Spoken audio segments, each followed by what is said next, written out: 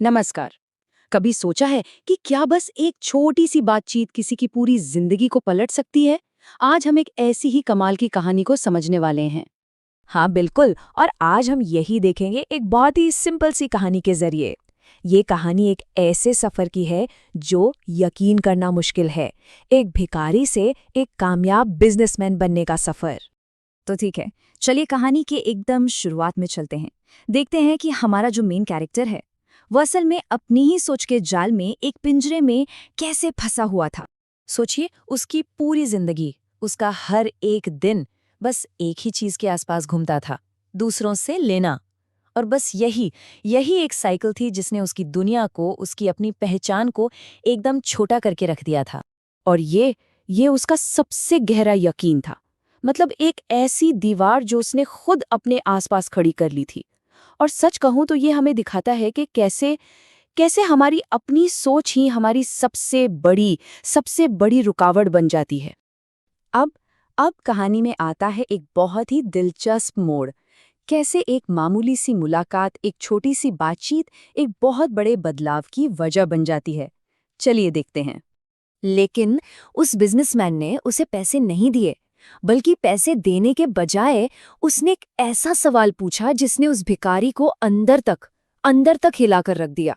मतलब ये सवाल कोई मामूली सवाल नहीं था। ये तो सीधा उसके वजूद पर एक चोट थी। और बस इसी एक सवाल ने उसे सोचने पर मजबूर कर दिया। और उसके अंदर एक ऐसा तूफान खड़ा हो गया जिसकी उसने कभी कल्पना भी नहीं की थी। और यहीं यहीं पर इस पूरी कहानी का जो सार है ना, वो सामने आता है।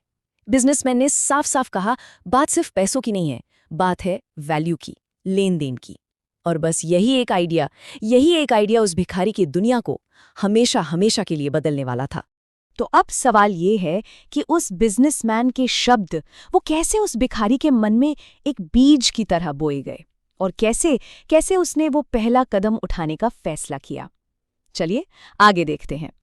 तो देखा आपने, यहीं पर हम देखते हैं कि उसकी सोच में कितना बड़ा, कितना गहरा बदलाव आता है।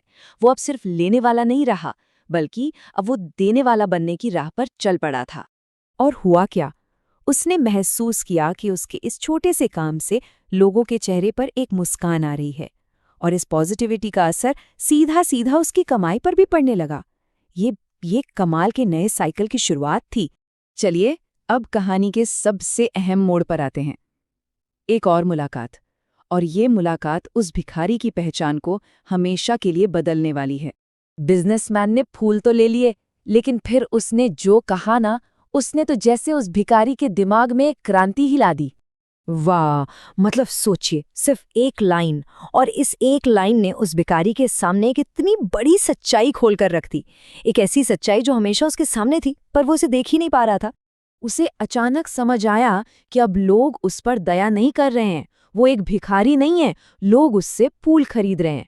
और ये लेन देन, इसी लेन देन ने उसे एक भिखारी से एक बिजनेसमैन बना दिया था।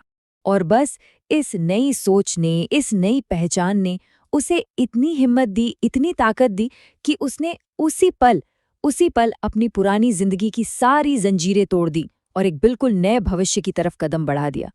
तो आखिर इस कमाल के सफर का अंजाम क्या हुआ? और सबसे जरूरी बात, हम सब इससे क्या सीख सकते हैं? चलिए अब इस पर बात करते हैं। अब जरा सीन को इमेजिन कीजिए। 6 महीने बाद उसी ट्रेन में 2 कामयाब बिजनेसमैन मिलते हैं, और आपको जानकर हैरानी होगी कि उनमें से एक वही इंसान है जिसे हमने कहानी की शुरुआत में एक भिखारी के रूप में देखा था। और वो जो अब भिखारी नहीं रहा, वो अपनी कामयाबी का राज बताता है। एक बहुत ही सिंपल सा नियम कि अगर कुछ पाना है तो पहले कुछ देना पड़ेगा। बस यही वो एक सिद्धांत था जिसने उसकी पूरी जिंदगी पलट कर रख दी। तो आखिर में ये कहानी हमें एक बहुत जरूरी बात याद दिलाती है। हमारी असली ताकत, हमारी असली पावर हमारी सोच में है। हम जो खुद के बारे में मानते हैं ना, सच मानिए वही हमारी असलियत बन जाता है। और आखिर में ये कहानी हम सबके लिए एक सवाल छोड़ जाती है। हमारी अपनी सोच हमें क्या बना रही है? एक लेने वाला या एक देने वाला? एक भिखारी या एक व्यापारी? इस पर जरूर सोचिएगा।